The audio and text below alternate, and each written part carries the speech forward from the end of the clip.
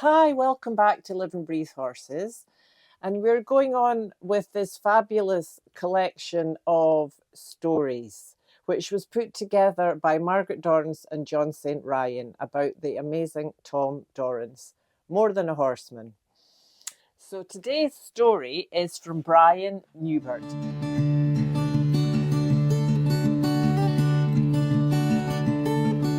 And it's quite a long one, so if you've got somewhere to drive or something, you can just listen in, then it's absolutely perfect. Tom's brother Bill was my close neighbor when I was still living where I was raised in Salinas, California.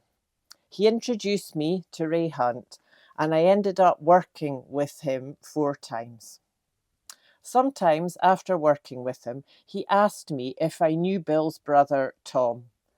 I told him I bought a colt from the ranch that Tom worked for when I was about 15. I met him, but that was about it.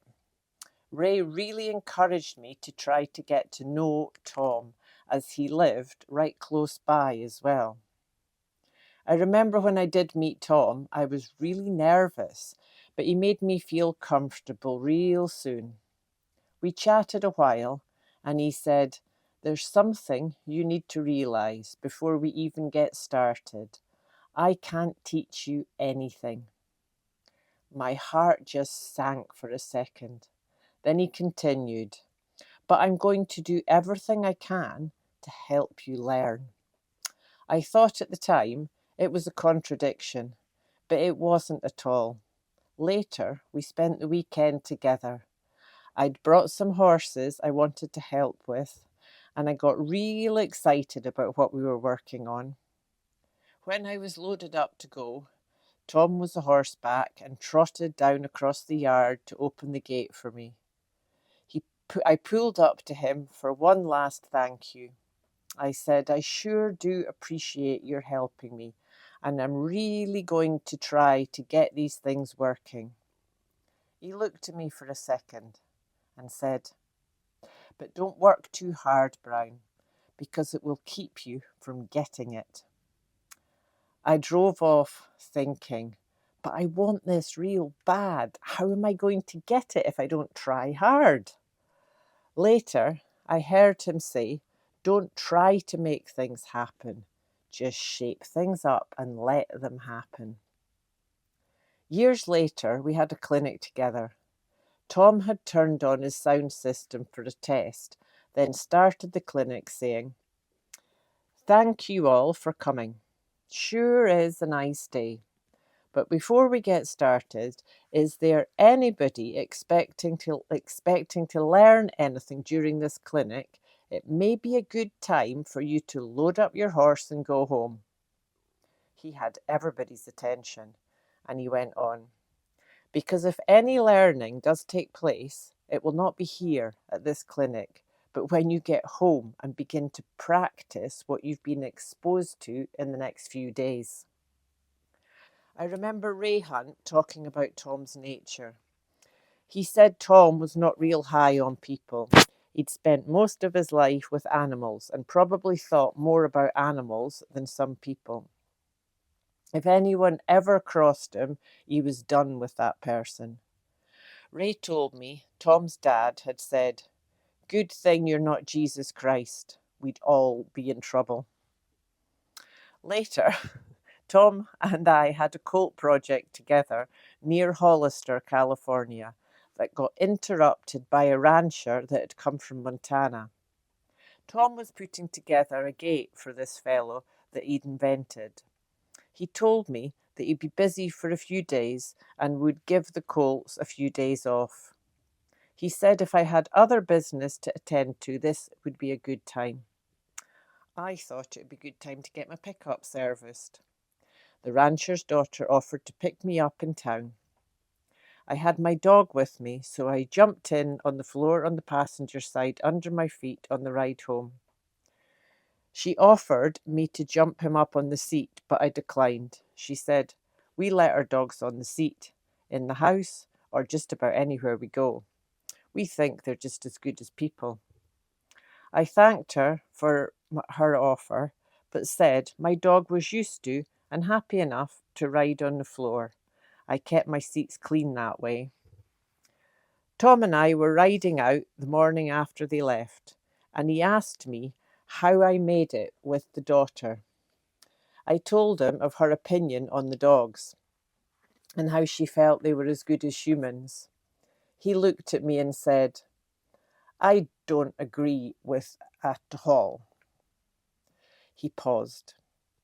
"I think they're better." He chuckled a bit when he said that, but it made me wonder how serious he was. He probably could tell what I was thinking.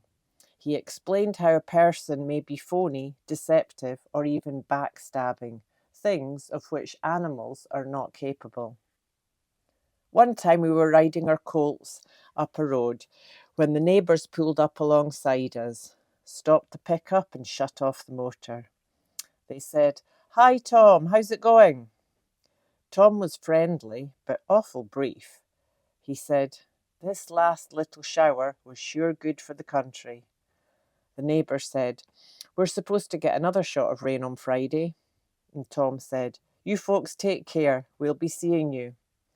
That was pretty much it, and we just went riding on. After they left, I said, "Tom, when a man shuts his motor off, he wants to visit." Tom said, "I know, but I'm antisocial." I said, "How do you know you're antisocial?" He said, "My sister used to tell me I was antisocial. My wife tells me I'm antisocial, so I'm pretty sure I'm antisocial." Tom was one time telling me about his poor hearing. He said sometimes it comes in kind of handy. He can remember going to a party where he didn't want to be and getting stuck with a woman he didn't want to hear. I'm guessing it was gossip, he said. I made out like my hearing was a little worse than it actually was. And the first chance she had, she was off telling her stories to somebody else. I moved to Nevada and didn't see much of Tom for several years. When I got back with him, I was amazed at the transformation of his nature. He was much more comfortable about being around people, it appeared. I asked him about it and he said, "I spent my whole life looking for good in horses, and lately I've been focused on looking for the good in people." There was something that happened one time when I came down from Nevada. It was the first time Tom met with my son Luke. We were at Tom and Margaret's apartment in Merced. Luke was about 2 years old and able to run around pretty good. He'd been in the car seat for a while and needed to run. Both Tom and Margaret said, "Just let him go, he won't hurt anything." It seems most people, in trying to get acquainted with my children, would come on too strong and too soon. Tom just kind of ignored him and seemed to enjoy watching him run around. Tom made no effort to get Luke's attention. Luke made a loop through the kitchen and down the hall several times. He had a pattern going. Right about this time, Luke was getting worn down, and Tom knew he was coming round the corner. Tom leaned forward from his chair with open arms. To my amazement, Luke just ran right up into his arms, and Tom picked Luke up, raised him high above his head, and put him down again. I thought if Tom had tried that earlier or any later, it wouldn't have worked. Luke came around the corner, saw those hands, and ran right into the arms of a total stranger. Later, we came to see Tom and Margaret. Luke was then about 3 years old and roping quite a bit. Tom knelt down and said, "See if you can rope my hand." Luke might have been off a little bit, but Tom would tip his hand so that it would go into the loop. And with Tom's help, Luke never missed a shot. I thought it was a pretty good example of building a child's self-esteem and confidence, something Tom was good at doing. At another clinic of Tom's, I arrived pretty early when Tom was the only one there. We rolled one of those plastic barrels out into the arena, filled it about a third deep with water. He never said what it was for, and I never asked. Later, when the clinic started, he wanted me to team up with him on a really troubled thoroughbred mare. The story was they'd tried to saddle her and got the saddle under her belly. She kicked it all to pieces and now didn't want anyone touching her. Tom had hold of her on a lead rope from kind of a catwalk above. He had me put the blanket on, but she didn't want any part of it. For quite a while she threatened to kick. Finally, I got the blanket on and off, then saddled her without cinching it up. She was really tight. We took the saddle off and had the owner put her away. Tom said, "Make sure she's plenty of food and water." In about 15 or 20 minutes, Tom asked the owner to bring her back. We saddled her again and cinched her up this time. It was much easier to saddle her this time, but she really did buck hard. While she was bucking, I was glad I wasn't on her, as she was bucking harder than I thought I could ride. She was athletic and real powerful. After she bucked, she was pretty upset. Tom asked me to catch her, then get a hold of the latigo and keep that barrel between she and I. She would really kick each time I would tug on the latigo. She was tall and long-legged, but would kick the barrel each time instead of me. I was glad I had that barrel, but it was awkward for me. Tom mentioned it was awkward, but when Bryan gets used to it, he will get over that. When she got nicer, we unsaddled her and gave her back to the owner and had her bring her back again in 15 or 20 minutes. When she came back, she was easier to saddle, bucked, but not as hard. She kicked at the barrel, but not as hard. Tom had the owner take her back and make sure she had food and water. The next time she came back, she was quite a bit better.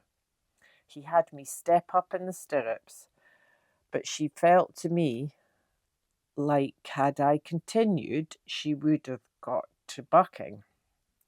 Tom said, "Good enough, step off, take the saddle off, give her back to the owner to put away with food and water." I don't know how many times we did this, but each time we progressed a little more until at the end of the day we saddled her up.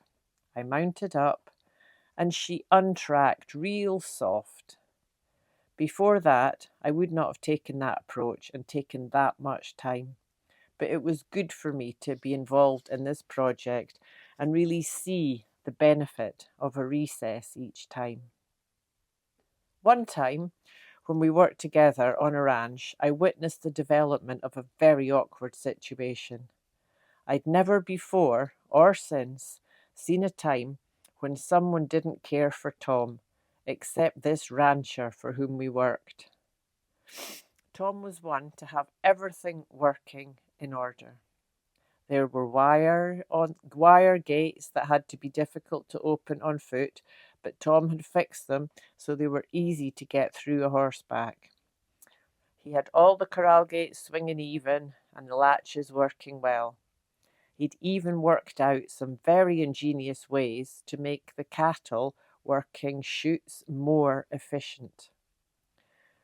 You would think that most any rancher would be happy with all the new changes, and he probably was, until neighbours began to notice and praise him for his new man, Tom. The jealousy and insecurity was increasingly obvious, and it was apparent that he would like to make Tom look like a fool. He thought he had his chance one day when we were a bunch of young bulls to castrate. I don't know why, and never asked, but for some reason, Tom had started riding an English saddle for a while. The rancher noticed this fact and asked Tom and I to gather these bulls a few miles from the house. Tom asked if he wanted to run them through the chute or rope them. The owner said, "We'll just run them through the chute." Tom and I gathered them, and when the owner showed up, he had changed his mind and said, "Nah, we'll just rope these bulls." But then said, as he looked at the English saddle Tom was riding, "I guess we can't rope them because you have the English saddle." Tom said, "No, that will be fine. We'll just rope them." Tom put his horse in a pen close by and took off towards the rancher's pickup. The owner tried to stop Tom by saying, "We have the chute right here." Tom said, "Bryan, just go ahead and rope a bull."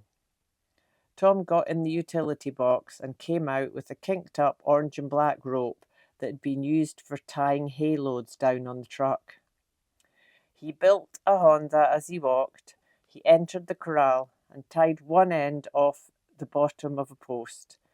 He had the bull headed and Tom just bring him by me. He heeled the bull as it came by, and we went right through the whole bunch quickly. After the rancher drove off and Tom and I were riding home, I mentioned, "He tried to tree you, Tom." And Tom said, "Yes, he did. He thought I didn't have a rope, but he didn't know he brought one for me." Another time, the rancher accompanied us one afternoon while we were looking for sick cattle to doctor in the mountains. For some reason, the rancher wanted me to go with him and his wife go with Tom. As soon as they were out of earshot, he started telling me about his unique abilities to find sick cattle. He went on and on about his talent. He was telling me about his sixth sense for finding sick cattle. He'd been in the mountains his entire life and knew where the sick ones would hang out. He said even his wife couldn't understand his abilities, and it was almost like he could smell the sick ones. Next morning, when Tom and I were riding out, he asked how I made out the previous afternoon.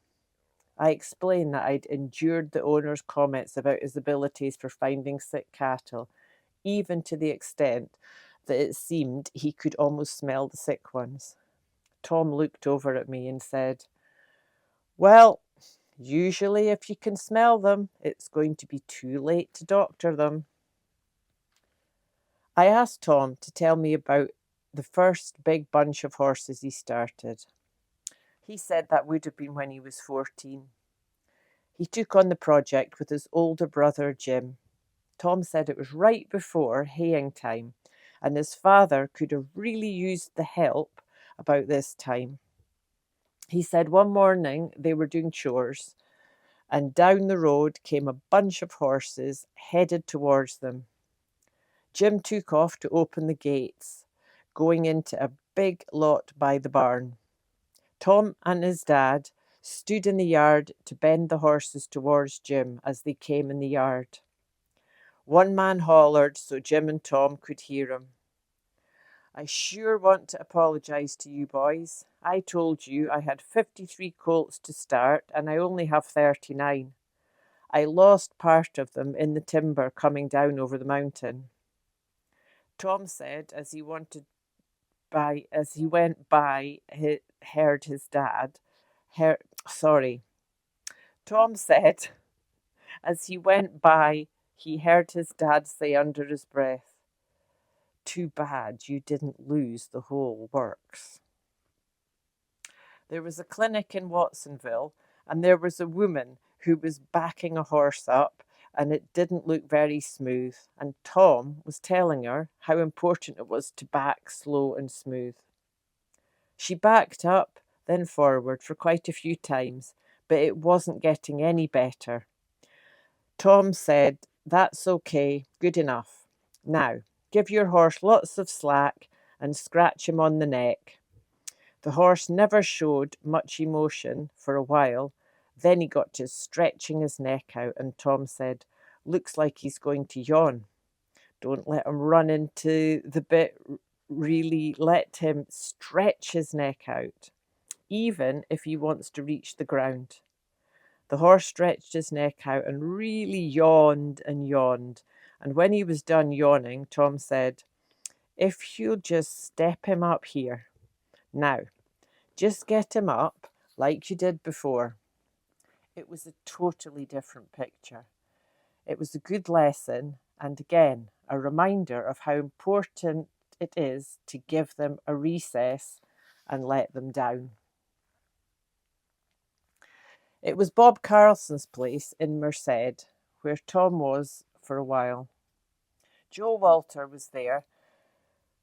Joe Walter showed up with 2 horses that he'd rode for just a week for Bob Carlson.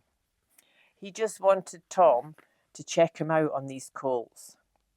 Tom said, "Go ahead and saddle them up and we'll have a look." Tom made Joe get a hold of the stirrups and swish the stirrups back and forth before he got on. The horses were kind of troubled about it and kind of going sideways and around. Joe kept doing it until the horses were comfortable and would just stand there. Then Tom said, "Now that you can do that and they'll just stand there and it doesn't bother them, take the same stirrup and bump them with it there on the ribs and the elbow, if necessary, until they move off." They got to moving off pretty soft, and I used that on about every horse that I ride. Maybe not with stirrups so much, but with the flag, and get them so that they will stand for it, and then take the same flag and ask them to move. Not because they're scared, but because they're learning how to respond. That has been a big help to me. I had a good mare that the company I worked for bought from Bob Carlson, where Tom was a time in Merced. In fact, she is the baby colt that is on the back cover of Tom's book True Unity. I started her and used her on the ranch and liked her pretty good. She was real sensitive when I cinched her up, and she kind of grunted and humped her back up pretty good and swished her tail every time. And that had been going on for quite a while. Once when Tom came to visit me, I asked him about her. I showed him what she was like, and he had me start over and loosen up the cinch and then take my left hand and scratch her pretty hard up there on the neck as I pulled the latigo up. After, he had me divide her attention. This way, she stood perfectly when I cinched her up. The next morning, I was saddling her up and was talking to Tom at the same time. I forgot to scratch her as I pulled my latigo up, and forgot to scratch her as she grunted and swished her tail like she always had done. And I was a little embarrassed in front of Tom because he just showed me the day before how I could help her. I said, "Well, I need to think about that scratching her on the neck before I even reach for the latigo."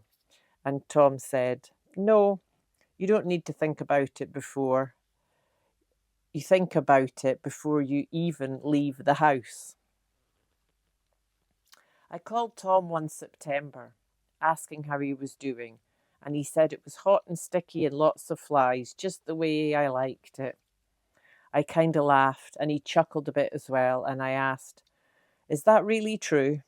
And he said, "Well, maybe not, but I found out a long time ago that I really couldn't improve things by complaining about them. I try to just tell myself that I need to enjoy the situation the way it is." That was kind of good for me to hear. Really, a person can make himself about as miserable as he wants to be. We were talking quite a bit about your ideas becoming the horse's ideas with the cattle, people, dogs, and all kinds of things. And I remember one thing that happened that really made me smile. Tom picked me up one time. He said, "We'll pick up Margaret and we'll go to have lunch." When we met up with her, Tom said, "Margaret, would you want to drive?" She said, "No, you can drive." So he drove. But after she got in the car, I noticed it was different, just a little bit different.